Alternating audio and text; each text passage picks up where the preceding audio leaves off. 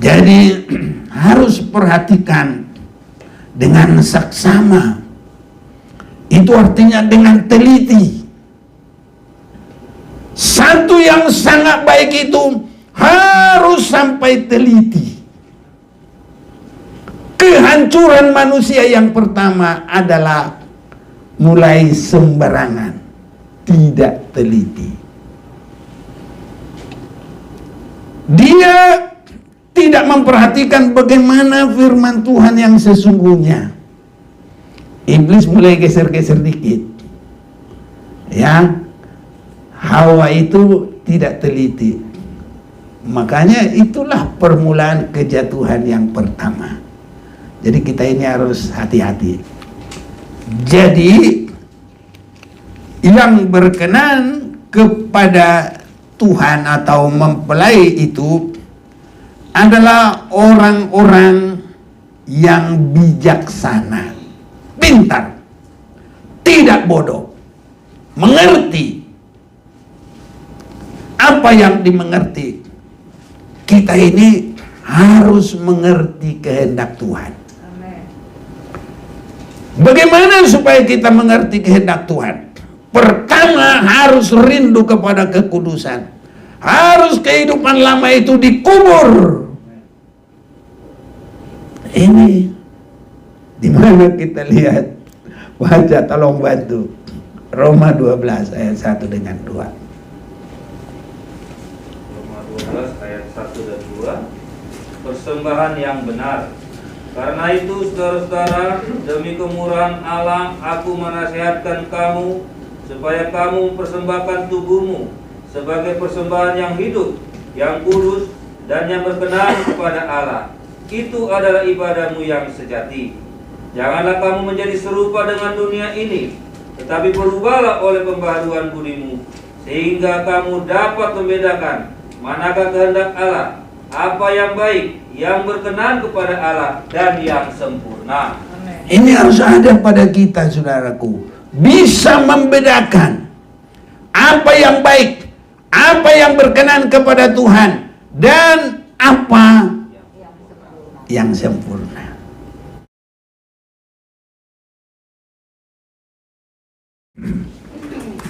Salam, saya sampaikan salam bagi saudara semuanya, bagi kita yang ada di sini, bagi saudara-saudara juga yang ada di mana saja pun saat ini boleh digabung dengan alat-alat yang canggih sehingga jarak sudah tidak terlalu lagi untuk memisahkan. Itu sebabnya kita yang ada di sini, baik juga saudara kita yang di tempat jauh-jauh, barangkali ada saudara kita juga di Jepang, barangkali juga, dan saya juga tadi sudah lihat saudara kita di Amerika juga ada mengikuti sama. Nah, ada saudara-saudaraku, dan sampai nyanyian-nyanyian kita ini mereka lihat. Jadi kalau minggu yang lalu nyanyinya itu yang sini kelihatannya terpotong, jadi mereka nggak bisa ngikuti nyanyinya terus. Itulah saudara-saudaraku, sekarang ini bisa juga firman Tuhan itu begitu cepat. Di sini ngomong langsung didengar di tempat yang jauh. Jadi kalau dulu sudah ditulis seperti kilat, sekarang ini nyata itu semua. Itu sebabnya kerohanian kita juga tidak boleh, saudaraku, lamban. Semua sekarang sudah serba canggih, ya, maju terus. Saat-saat sekarang dengan adanya alat-alat yang canggih ini, mana-mana yang tidak canggih sudah mulai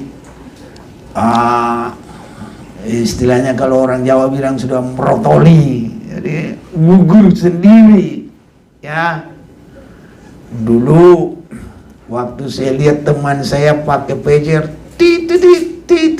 gitu ya, ditaruh di ikat pinggangnya, wih keren amat gitu. Sekarang kalau saya pakai pager semua orang ketawa karena tidak waktunya lagi. Itu saudaraku, dulu ngetren kita ngumpuli koin karena teleponnya wartel, belum wartel masih di jalanan saudaraku, telepon koin ya, rame ya, lama-lama nggak pakai wartel juga. Sekarang ini ya banyak hal udah merotoli ya, hilang lah, sampai televisi nggak begitu laku lagi. Yang jelas bioskop sudah pada gugur saudara-saudaraku ya. Itulah kemajuan-kemajuan sekarang.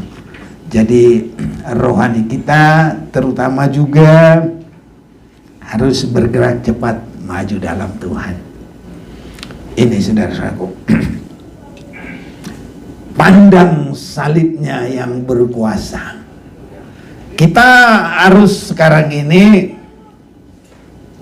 semakin berani memandang salib. Karena sewaktu Tuhan memberitahu bahwa dia akan disalib, harus menderita sengsara. Kalau Petrus saat itu belum meningkat rohaninya, dia kasihnya itu kepada Tuhan bukan kasih secara kerohanian, kasih perasaan manusia biasa. Sehingga dia berkata di dalam Matius pasal yang ke-16 ayat 22, tetapi Petrus menarik Yesus ke samping dan menegur dia, katanya, Tuhan, kiranya Allah menjauhkan hal itu, sekali-kali takkan menimpa Engkau. Inilah saudaraku perasaan orang yang belum rohani. Petrus belum lama jadi muridnya Tuhan, belum masuk dalam kekuatan penuh, belum masuk dalam kedewasaan penuh. Jadi kehidupannya itu belum memandang rohani, belum berjalan secara rohani, masih memandang secara kemanusiaan, masih memandang secara kedagingan. Memang saudara-saudaraku, mengikut Tuhan itu kalau untuk benar harus sampai secara rohani. Kalau menurut keinginan daging manusia, kita ini ada masalah berdua, Tuhan selesaikan, selesai. Ada penyakit, Tuhan sembuhkan, sembuh. Itu memang baik. Tapi kalau itu masih yang mendorong kita mengikut Tuhan, tidak lama itu nanti akan gugur dan tidak bisa siap bagi hari kedatangan Tuhan, dan tidak akan masuk surga. Karena jalan kepada kebenaran dan hidup itu justru jalan salib. Pandang salib, jangan khawatir. Bahkan dikatakan kalau jalan kerohanian itu, kalau kita melihat ini Matius pasal 7, jalan yang benar. Ini ya, jalan yang benar itu jalan kerohanian yang benar. Ayat 13. Masuklah melalui pintu yang sesak itu. Nah, kalau udah sesak, saudaraku, nggak ada yang suka. Ya, bahkan kalau ngantri-ngantri, ya, kalau ngantri mau ke pesawat check-in, nggak suka, saudaraku. Tapi mau tidak mau ya harus. Nah, ada ngantri lagi di bank, di mana saja yang ngantri-ngantri. Apalagi kalau orang ngantri sembako, banyak yang ngantri. Ya, maunya harus enak. Tapi saudaraku, kalau maunya harus enak, itu bukan jalan yang benar. Ya. Kalau kerohanian itu justru Tuhan bilang apa? Masuklah melalui pintu yang sesak itu, karena lebarlah pintu dan luaslah jalan yang menuju kepada kebinasaan, dan banyak orang yang masuk melaluinya. Karena sesaklah pintu dan sempitlah jalan yang menuju kepada kehidupan. Ini mau tidak mau harus ini jalannya. Jadi kalau masih mau cari jalan yang enak-enak saja, boleh. Tapi saya katakan langsung, tidak bisa masuk kepada hidup yang kekal. Siapa yang ngomong? Ya ini, kita mau baca bersama ayat 14 ini. 1, 2, 3. Karena sesaklah pintu dan sempitlah jalan yang menuju kepada kehidupan, dan sedikit orang yang mendapatinya. Nah itu. Jadi nanti kalau ada orang yang masih berkata, ya tapi ya susah. Ya, kalau ke surga itu memang gak gampang. Kenapa? Jalannya sempit. Jalannya sempit. Dan tidak banyak yang mau masuk. Hanya yang bersungguh-sungguh. Hanya yang bergumul. Hanya yang tekun. Ini hanya orang yang mau berjuang. Orang mau cari itu saja berjuang mau, apalagi mau ke surga. Nah, apapun duit biar dapat harta di dunia ini tuh sementara. Kalau yang ke surga kok mau dibodohi? Ya, susah. Gampang sekali bilang, susah. Saudara-saudaraku, nanti kalau saudara-saudaraku enggak sampai kepada kehidupan yang kekal, dia bilang nanti, biar susah bagaimana saya mau. Tapi terlambat. Nah, orang yang kaya dulu di bumi, kalau sudah masuk di dalam alam maut, ya sudah, dia mau ulang lagi nggak bisa. Dia bilang, mulailah dari kami ini bercerita. Oh enggak, hanya firman itu. Makanya sekarang biar orang bilang susah, jangan kita langsung berhenti. Tetap saja, setiap ada waktu terus bersaksi, mengajak orang sampai kapanpun. Karena susahnya nanti kalau sudah sempat. Orang belum datang banjir saja, kalau sudah ditutup pintu perahu, orang biar ngomong apa aja nggak bisa. Apalagi kalau sudah mulai ada air, perahu sudah terangkat. Apapun orang itu, aduh tadi kalau aku tahu begini, saya mau ini, mau sungguh-sungguh, mau apapun, mau. Tapi terlambat. Tapi sekarang kita belum terlambat. Itu sebabnya saudaraku, apa yang kita akan perhatikan di akhir zaman ini, jangan kita bodoh. Ini harus mengerti orang bilang susah. Nah, itu seperti Petrus belum mengerti kerohanian. Apalagi belum masuk dalam kedewasaan. Masih dalam kurang mengerti. Kadang-kadang kalau Petrus melihat kuasa Tuhan, aku nggak sanggup lihat kau. Waktu Petrus berhasil mendapat ikan banyak, aku ini orang yang berdosa. Dia bilang, kalau itu mengaku dia. Itu keberadaannya, saudaraku, meningkat mulai sedikit-sedikit.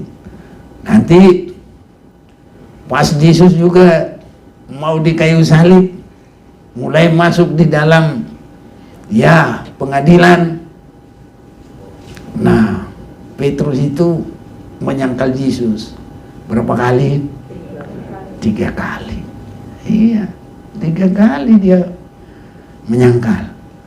Tapi kalau dewasa, nanti rohaninya sudah mengerti, sudah dewasa, dan itu kesempatan bagi dia dari semua kelemahannya. Kalau Yesus itu sudah mati dan bangkit, dia tidak mau lagi lemah, dia terus. Makanya kadang mereka sampai di penjara pun mereka menyanyi-nyanyi. Petrus menyanyi dengan siapa di penjara? Silas. Tapi bukan Silas bela, Silas yang dalam Alkitab ini. Apa yang terjadi kalau mereka menyanyi?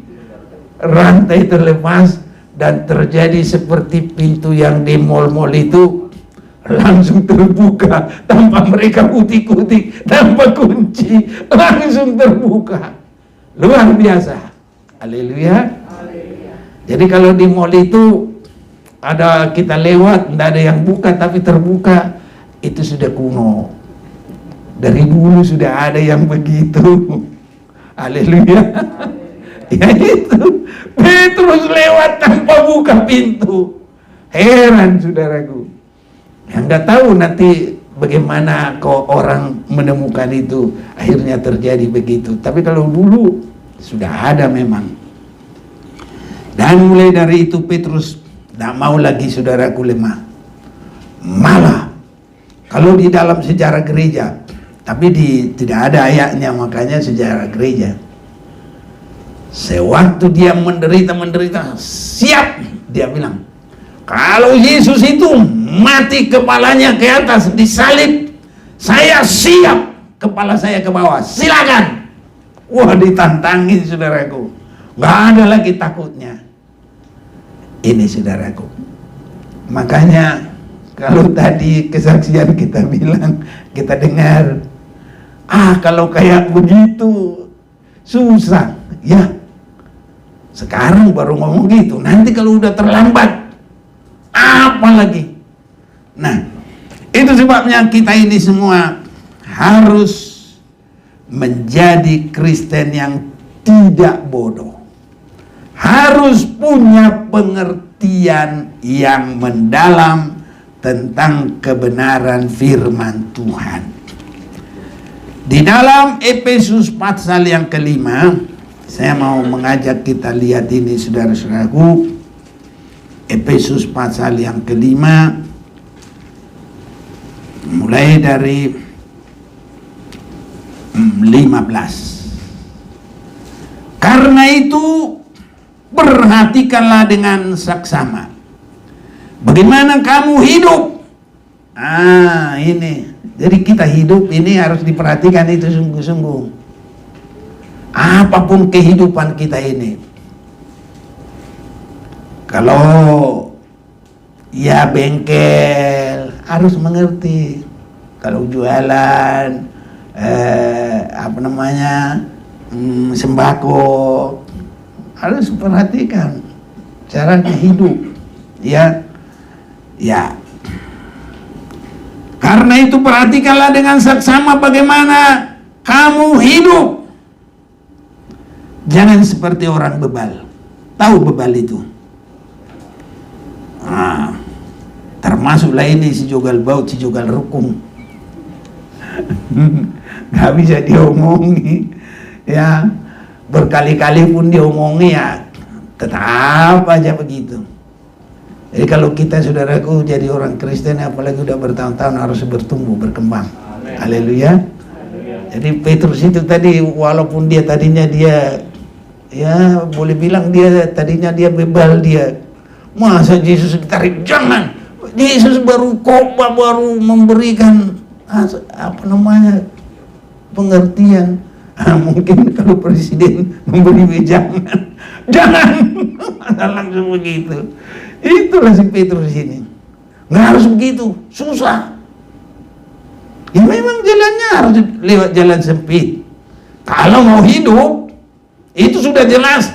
Kita semua harus siap di situ. Nah, jadi kita ini sudah ada perjanjian. Kalau mau hidup, masuk dari yang sempit, pintu sempit. Kalau mau binasa, sesuka hati, lomo-lomo. Makanya aku nggak suka kalau nyanyi suka-suka. Suka-sukamu Tuhan. Masa Tuhan bukan punya suka-suka? Semua cara Tuhan itu terencana. Semua cara Tuhan itu sudah ada tertentu. Nggak ada yang suka-suka.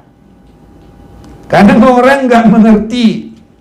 Makanya kita kalau nyanyi, biarpun itu hebat, itu sama aja kayak lagu dangdut. Suka-sukamu. Nggak ada pakai suka-suka. Di rumah tangga juga kalau suka-suka ada yang nggak senang. Kalau suaminya suka-sukanya, itu tadi kita harus sehati. Harus sejalan. Satu, nggak boleh suka-suka sendiri. Makanya nyanyi juga nggak boleh asal-asal. Harus mengerti. Kalau sudah mengerti kerohanian, sampai manapun harus dimengerti. Harus bisa dicerna. Jadi janganlah salah-salah, saudaraku. Nyanyi-nyanyi itu pun enggak semuanya harus dinyanyikan. Suka-sukamu Tuhan. Nggak ada suka-suka. Tuhan sudah punya tertentu. Kalau kamu mau masuk jalan sempit, masuk kehidupan yang kekal. Kalau kamu mau masuk jalan yang lebar, masuk ke neraka. Nggak boleh suka-suka. Dari neraka masukkan ke surga, dari surga masukkan. Enak aja. Tuhan aja nggak boleh begitu. Apa yang difirmankan itu ya dan amin. Lain itu adalah dari si jahat. Jadi suka-suka itu bukan Tuhan, itu keinginan dunia. Dan apapun keinginan dunia akan berlalu dan akan lenyap. Haleluya. Jadi harus sudah tertentu semuanya. Nggak boleh pakai suka-suka. Jadi kita nggak usah nyanyi itu ya. Haleluya. Suami aja pakai suka-suka, istrinya murhim terus nanti. Tahu murhim. Kalau istrinya suka-suka, suaminya marah. Nggak boleh. Harus sepakat. Harus sehati. Begitu tadi bersaksi. Saya jadi khotbah ngikutin aja ini. Jadi enggak pakai teks, apa adanya dari tadi. Ikutin saudara-saudaraku. Ya, itu sebabnya kita ini tidak boleh bodoh. Ayat yang ke-16 dulu. Tadi baru 15 ya. Karena itu mari kita mau baca dulu ini semua sama-sama. Dari 15 sampai dengan yang ke-17. 1, 2, 3. Karena itu perhatikanlah dengan saksama bagaimana kamu hidup. Jangan seperti orang bebal, tapi seperti orang arif. Dan pergunakanlah waktu yang ada, karena hari-hari ini adalah jahat. Sebab itu janganlah kamu bodoh, tapi usahakanlah supaya kamu mengerti kehendak Tuhan. Jadi harus perhatikan dengan saksama. Itu artinya dengan teliti. Satu yang sangat baik itu harus sampai teliti. Kehancuran manusia yang pertama adalah mulai sembarangan, tidak teliti. Dia tidak memperhatikan bagaimana firman Tuhan yang sesungguhnya. Iblis mulai geser-geser dikit. Ya, Hawa itu tidak teliti. Makanya itulah permulaan kejatuhan yang pertama. Jadi kita ini harus hati-hati. Haleluya. Ibu-ibu kalau mau ngejar begini nggak teliti sambil berangan-angan, apalagi sambil sedih-sedih nangis keluar dari mata, bisa ketusuk tangannya. Kalau sudah ketusuk, baru dia sadar. Harus teliti. Haleluya. Jalan juga harus teliti. Nanti nabrak yang listrik. Semua harus teliti. Apalagi kalau ibu menampi mamiari, ya, teliti. Ada padi dapat, ada pasir dapat. Wah, itu teliti. Kalau sembarangan enggak, nanti makan tutup kena ngadol. Aduh, wajib ngadol. Itu karena tidak teliti. Makan batu. Ya, tapi kalau ibu kalau menampi begitu teliti, sampai mana-mana kepala padi itu kan banyak itu. Apa itu namanya? Kepalanya padi itu. Nah, itulah harus bisa dibuang. Semua harus teliti. Haleluya. Nah, jadi kehidupan ini harus teliti. Kalau di sekolah, apalagi matematika nggak teliti, aduh.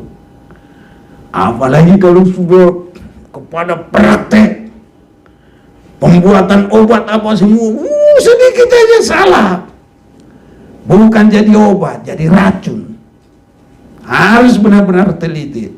Jadi kerohanian ini teliti, saudara. Dan dalam teliti itu juga nanti kita akan lebih lihat lagi, itu harus tetap tekun.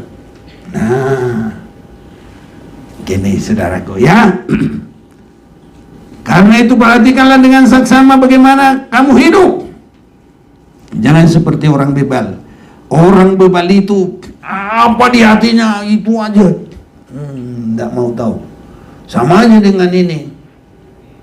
Nah, orang bebal itu maunya sendiri, sambil nyetir dia handphone. Udah mau mencelakain orang. Bisa begitu, saudara-saudaraku. Itu termasuk orang bebal. Jadi kalau kita teliti, biar di jalan juga nggak di apa orang. Kalau bahasa Jawa dipisu-pisui, apa tuh namanya? Diumpat orang, ya kan? Coba kalau kita cuma main handphone aja jalan-jalan, mau nabrak orang. Nanti orang bilang apa? Matanya ini kemana? Gitu. Makanya kalau dilihat polisi nyetir sambil pakai HP, ditangkap itu. Denda itu, saudaraku. Jadi untuk teliti itu harus menguasai diri. Bergunakanlah waktu yang ada, karena hari-hari ini adalah jahat. Sebaik itu jangan kamu bodoh. Saudara-saudaraku, dalam Matius pasal 25 ayat 1 sampai dengan yang ke-7, itu menunjuk kepada orang-orang yang menanti kedatangan Tuhan. Jadi yang berkenan kepada Tuhan atau mempelai itu adalah orang-orang yang bijaksana, pintar, tidak bodoh, mengerti. Apa yang dimengerti? Kita ini harus mengerti kehendak Tuhan. Bagaimana supaya kita mengerti kehendak Tuhan? Pertama, harus rindu kepada kekudusan. Harus kehidupan lama itu dikubur. Ini di mana kita lihat? Baca, tolong bantu.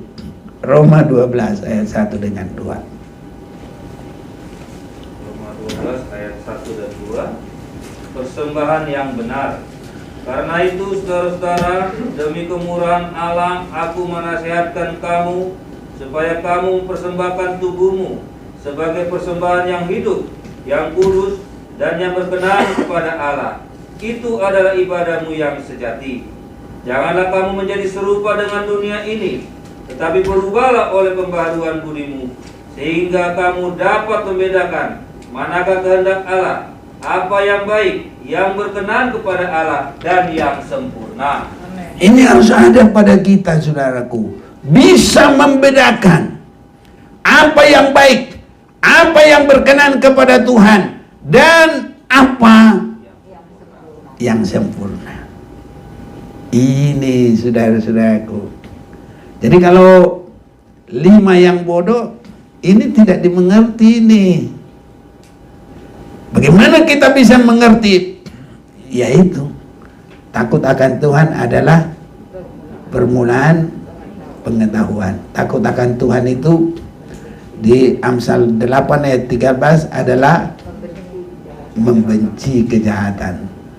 Bukan hanya menjauhi, sampai membenci. Kalau orang sudah benci, aku benci, gak mau lihat. Makanya kalau papasan langsung gini. Baca dulu Amsal 8 ayat 13. Amsal 8 ayat 13. Takut akan Tuhan ialah membenci kejahatan. Iya.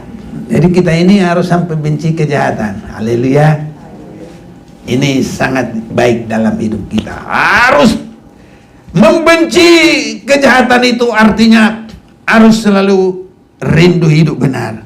Harus rindu selalu dalam kekudusan. Haleluya.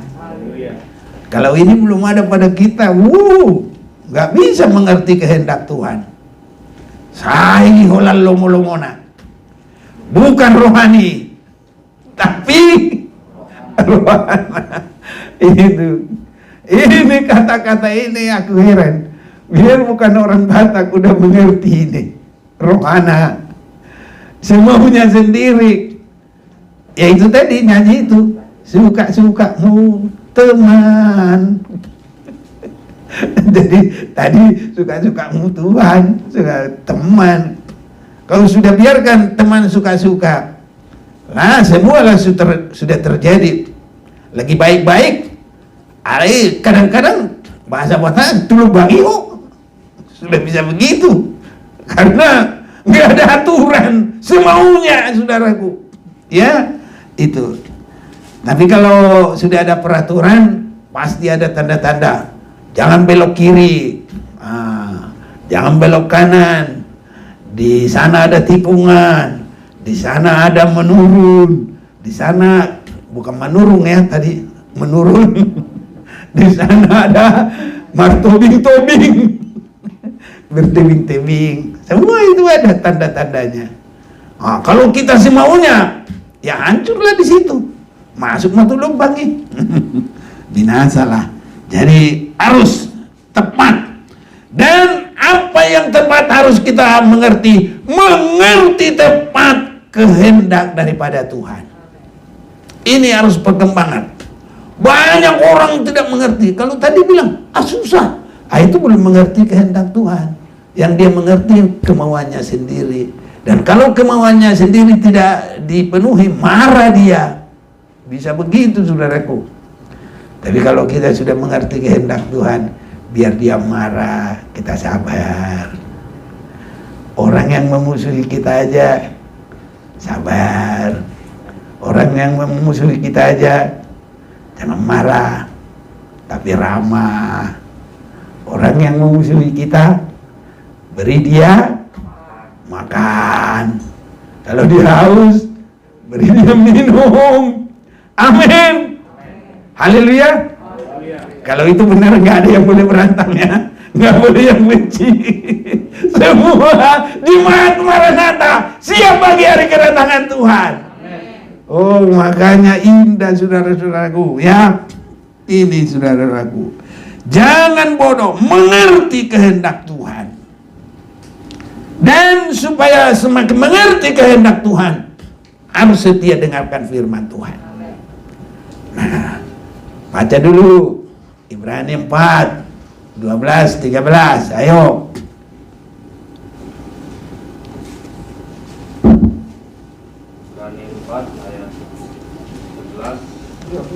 13. Sebab firman Allah hidup dan kuat dan lebih tajam daripada pedang bermata dua manapun.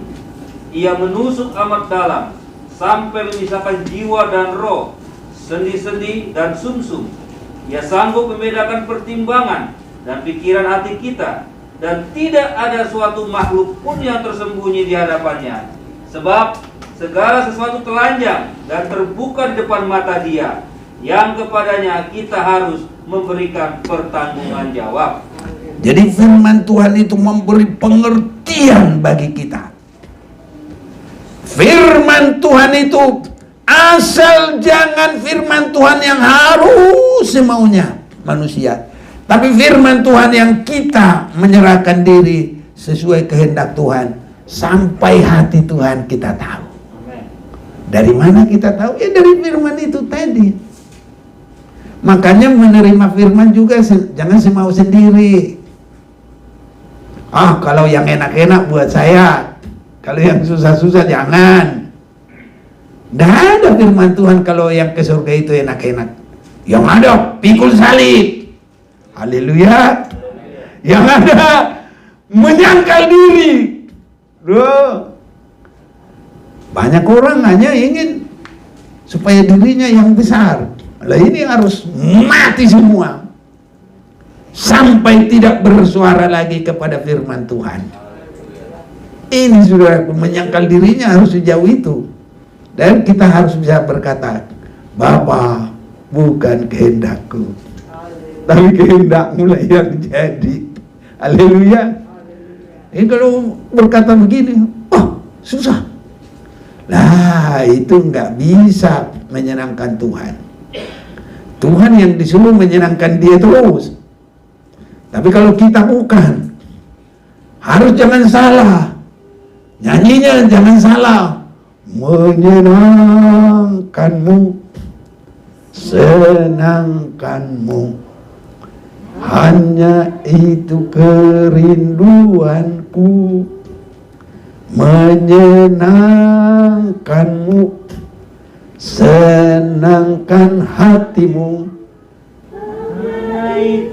kerinduanku. Dan dibalik, menyenangkanku, terbalik, senangkanku. Tuhan, jagain aku. Tuhan, tolong aku. Tuhan, sembuhkan aku. Tuhan, pimpin aku. Memang itu baik, tapi harus mengerti. Jangan hanya menyenangkan kita, itu namanya menyenangkanku. Gak usah yang susah-susah, harus semauku. Mauku lagi. Jadi kalau ikut Tuhan itu masuk lewat jalan sempit, masuk menyangkal diri, masuk memikul salib. Waduh, gitu. Kalau mau hidup yang kekal, kalau mau hidup benar, haleluya. Kita mau hidup benar, kita mau ke surga. Nah itu saudaraku. Jadi mengikut Tuhan hanya untuk perkara dunia ini, nggak usah memikul salib. Mintalah maka akan diberi kepadamu. Tuhan, habis uangku. Tuhan kasih uang juga. Karena apa? Tuhan sudah berjanji akan memberikan seluruh perkara dunia ini. Asal mau aja usahakan itu semua. Tanah siap, udara siap, matahari siap, air siap, semua siap. Kalau hanya di dunia ini. Jadi apa yang kita cari ikut Tuhan? Masuk jalan sempit, masuk menyangkal diri, masuk untuk pikul salib. Enggak gampang. Haleluya. Ya, kalau gampang tadi hanya minta. Nah, itu saudara-saudaraku. Itu sebabnya jangan bodoh, mengerti kehendak Tuhan. 5 anak darah yang pintar itu, dia mengerti waktu. Dan mengerti waktu, dia manfaatkan, dia sampai masuk dalam kedewasaan rohani.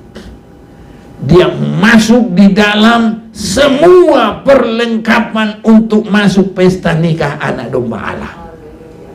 Ini persiapan. Dia mengerti. Jadi kita ini harus sampai mengerti untuk siap bagi hari kedatangan Tuhan. Tapi kalau yang bodoh itu semaunya, seadanya, ya, seadanya, saonone, kata orang sono, ya, jangan saonone, harus teliti sesuai firman Tuhan, mengerti kehendak Tuhan. Itu sebabnya untuk mengerti kehendak Tuhan harus terjadi kedekatan yang sungguh kepada Tuhan. Makanya kalau orang berteman, mengerti. Saya orang 100 kata saya dapat itu dia tabiatnya itu. Benar, saya enggak ngomong bohong-bohong. Apalagi kalau berteman seminggu 2 minggu, ngerti saya. Sampai bagaimana kesenangan dia, ngerti. Makanya kalau suami istri harus tahu apa kesenangan suaminya, apa yang tidak disenangi. Ya begitu juga suami, apa yang disenangi istrinya, apa yang tidak disenangi. Yang dilakukan hanya yang bisa saling menyenangkan. Haleluya. Ah, itu makanya sama-sama saudaraku harus sudah mengerti. Ya, makanya guru-guru juga, guru BP apa semua, cuma lihat orang udah mulai tahu sifatnya, udah mulai tahu tabiatnya. Ini saudara-saudaraku, BP itu apa sih? Bagian apa tuh? Nah, guru pembimbing, ya, pembimbing itu udah tahu. Polisi juga begitu. Makanya polisi itu sekolahnya tersendiri. Sampai lihat cara orang ngomong, cara orang duduk, cara orang berkedip. Semua itu udah dipelajari itu. Ada itu menunjukkan tabiatnya seseorang. Ini saudara-saudaraku. Jadi kalau kita tidak pun sekolah itu, tapi kita ini jangan bodoh, harus mengerti kehendak Tuhan. Ini saudara-saudaraku. Jadi kita mengerti waktu. 5 yang bodoh itu tidak mengerti waktu. Pas kalau mempelai itu datang, masih ada kekurangannya. Apa kekurangannya? Tidak ada minyak. Ah, itu. Makanya kita saudaraku, sebelum Tuhan Yesus datang atau sebelum Tuhan panggil kita, sudah harus ada persiapan untuk hidup yang kekal. Dari mana tahu? Ya itulah tadi, mengerti kehendak Tuhan. Bagaimana mengerti kehendak Tuhan? Hidup lahir baru, berserah kepada Tuhan, ada selalu mendengarkan firman Tuhan, dan dipenuhi dengan Roh Kudus. Ini supaya mengerti kehendak Tuhan. Siapa yang bisa menyelidik Tuhan? Rohnya yang ada pada kita. Kita bisa menyelidik hati Tuhan untuk mengerti bagaimana kita harus siap. Harus mengerti saudaraku.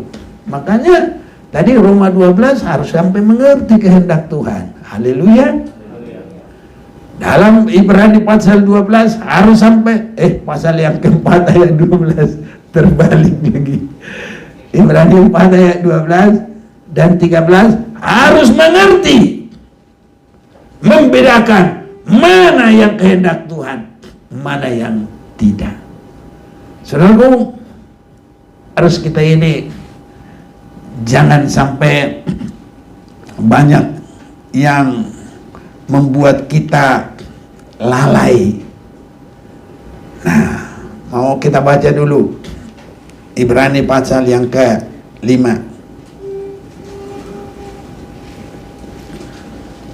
Ayo, mulai 11. 5 ayat 11. Peringatan supaya jangan murtad. Tentang hal itu banyak yang harus kami katakan, tetapi yang sukar untuk dijelaskan, karena kamu telah lamban dalam hal mendengarkan. Sebab sekalipun kamu ditinjau dari sudut waktu, sudah seharusnya menjadi pengajar. kamu masih perlu lagi diajarkan asas-asas pokok dari penyataan Allah. Dan kamu masih memerlukan susu, bukan makanan keras. Sebab barang siapa masih memerlukan susu, ia tidak memahami ajaran tentang kebenaran, sebab ia adalah anak kecil. Tetapi makanan keras adalah untuk orang-orang dewasa, yang karena mempunyai panca indera yang terlatih, untuk membedakan yang baik dan daripada yang jahat. Haleluya. Kita ini harus sampai punya panca indera yang bisa membedakan. Haleluya. Ini saudaraku, jangan lomo-lomo, jangan semuanya sendiri, suka-sukamu.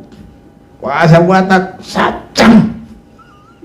Kalau sacam, daging BABI yang paling empuk itu.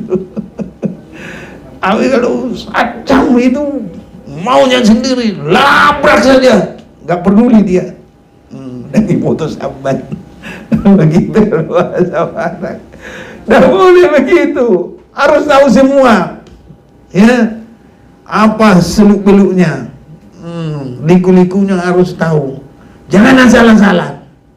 Itu sebabnya Ibrani pasal 5 tadi yang 14 itu. Apa tadi dia bilang? Panca indera yang terlatih untuk membedakan. Haleluya. Jadi kita ini jangan asal-asalan, harus bisa membedakan. Nah, kalau saya lakukan ini baik apa enggak? Nah, untuk teman ini, untuk saya, untuk lingkungan, terlebih untuk Tuhan. Haleluya. Ini harus berkembang bagi kita semua. Semua bisa. Nggak boleh berkata, oh, aku udah tua.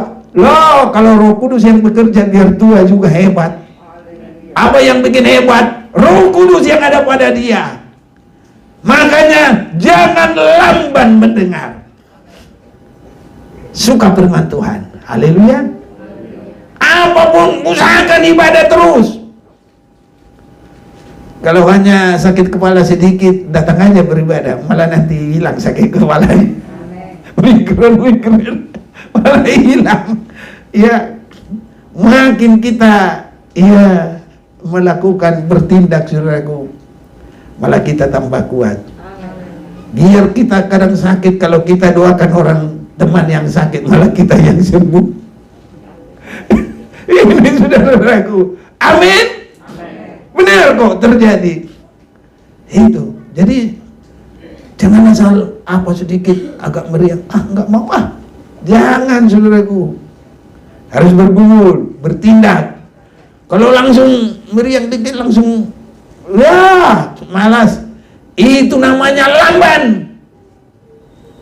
Jadi kalau tajam mendengar, biar apapun dia maju. Haleluya. Ini saudaraku. Kalau sudah lamban, ya ada sedikit alasan, langsung nggak mau lagi. Tapi kalau tajam, saudaraku, ada gairah, dan itu disebut roh yang menyala-nyala.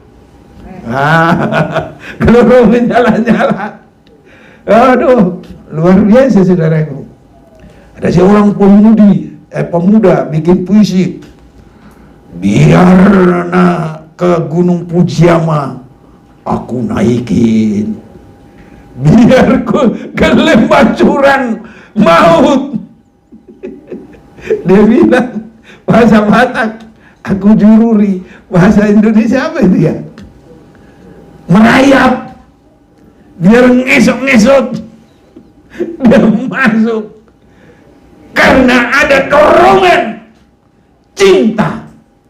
Itu baru cinta di dunia, apalagi cinta Tuhan. Cinta dunia aja sudah begitu. Malam gelap saja ku arungi, kata dia. Angin topan ku lewati. Benar apa enggak, nggak tahu lah. Pokoknya dia bikin puisi begitu, karena menunjukkan dorongan cinta hati. Jadi kepada Tuhan nggak boleh lamban, harus roh yang menyala-nyala. Jadi 5 yang masuk mempelai Tuhan itu, roh yang menyala-nyala, sampai dia tidak tertinggal.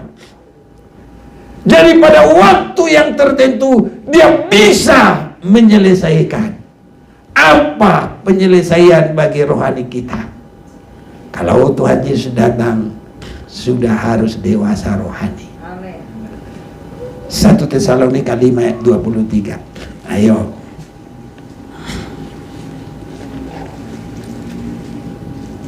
1 Tesalonika 5 ayat 23. Semoga Allah damai sejahtera menguduskan kamu seluruhnya, dan semoga roh, jiwa, dan tubuhmu terpelihara sempurna dengan tak bercacat pada kedatangan Yesus Kristus Tuhan kita. Iya, ini saudara-saudaraku. Jadi kita ini harus bisa membereskan persiapan. Itu sebabnya saudara-saudaraku, latihan ini beres-beres. Kalau umpamanya kita besok mau pergi kemana, teraja beres-beres. Jangan saudaraku, sejauh mungkin harus beres-beres. Harus begitu. Sebab kalau tidak, mari kita baca itu tadi, Matius 25. Ayat yang ke-7. Gadis-gadis itu pun bangun semua lalu membereskan pelita mereka. Gadis-gadis yang bodoh berkata kepada gadis-gadis yang bijaksana, berikanlah kami sedikit dari minyakmu itu, sebab pelita kami hampir padam. Jadi dia dari tadi nggak beres-beres. Dari kemarinan dia nggak beres-beres. Seminggu atau sebulan semua nggak beres-beres juga. Sampai mempelai itu datang, dia belum beres-beres. Tapi yang 5 pintar itu, nggak tahu itu sudah berapa hari itu dia beres-beres. Pokoknya mempelai datang, dia sudah siap. Haleluya. Jadi kita jangan bilang tar besok. Nantilah kalau mau pergi. Tidak boleh saudaraku. Kalau kita mau ada sesuatu langsung beres-beres. Ya biarin di situ, habis itu mau tidur juga pokoknya saudara. Lah ini kan orang ini kan akhirnya tidur juga, sama-sama tidur. Tapi sudah beres-beres dulu. Ya biar tiduran nggak apa-apa, yang penting sudah beres-beres. Haleluya. Sudah tinggal jalan saudaraku. Itulah. Jadi kepintaran kita dan mengerti kehendak Tuhan termasuk di sini. Rohani kita nggak boleh lamban. Baik juga di dalam pertumbuhan dan perkembangan sampai kita mengerti siap. Itulah gereja yang tidak bercacat celah. Ini saudara-saudaraku. Itu sebabnya jangan bodoh, pergunakanlah waktu. Itu termasuk kita tidak sampai ada peluang untuk lemah. Sekali kita sudah menerima rahmat kemurahan Tuhan, maju terus dalam Tuhan, setia terus. Ini saudaraku. Tadi firman itu kita baca di dalam kitab Efesus. Di dalam Wahyu pasal yang kedua, ada sesuatu kekurangan dari sidang jemaat yang di Efesus ini. Dia tidak setia terus.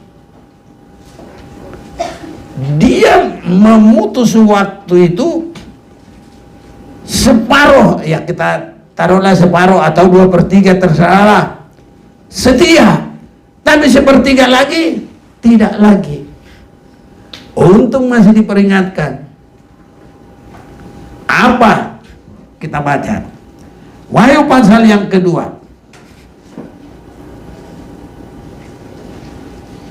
Nah, ayat yang pertama sampai dengan ketiga itu roh yang menyala-nyala. Tapi ayat yang keempat kurang teliti. Nah ini ayat yang keempat kurang teliti. Apa kurang teliti. Namun demikian aku mencela engkau, karena engkau telah meninggalkan kasihmu yang semula. Ada yang terhilang, ada yang tertinggal, sehingga tidak lengkap. Gereja yang siap bagi hari kedatangan Tuhan harus lengkap. Dari mana kita tahu? Mari terus beribadah, berdoa, dipenuhi Roh Kudus, terus beribadah, dengar terus firman Tuhan. Ini, jadi kita bisa mengerti, saudaraku.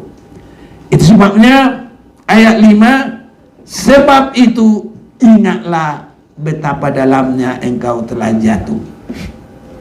Untung saudaraku masih ada hubungan, dia bisa dengarkan firman. Kalau enggak, hilanglah terus. Ya, bertobatlah, lakukanlah lagi apa yang semula engkau lakukan. Jika tidak demikian, aku akan datang kepadamu, akan mengambil kekidianmu dari tempatnya, jikalau engkau tidak bertobat. Karena apa juga? Ayat 4 tadi, namun demikian aku mencela engkau, karena engkau telah meninggalkan kasihmu yang semula. Apa itu kasih yang semula? Itu Roma 12 ayat 1 dengan 2. Kehidupan yang ditebus, dibebaskan, disucikan, dan kita harus sampai dipenuhi dengan Roh Kudus. Itu saudaraku. Karena kalau kita dipenuhi dengan Roh Kudus, itu artinya kita dimeteraikan. Haleluya. Nah ini, jadi kasih mula-mula itu dimeteraikan. Meterainya apa? Dipenuhi dengan Roh Kudus. Ini jangan sampai hilang, jangan sampai kendor.